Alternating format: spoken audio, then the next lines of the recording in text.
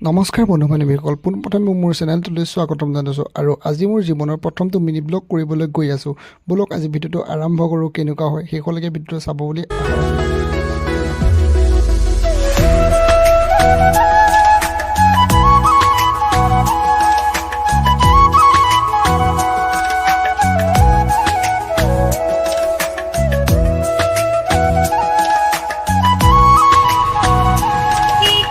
এয়া হৈছে guys civil তিনিআলি। আমি আজি আপোনালোকক দেখাইছোঁ মই বাহিৰ ঠাইটো এদিনৰ ভিতৰৰখিনি দেখাম আৰু আমাৰ গৰমৰ চিভিলখন কেনেকুৱা হয়।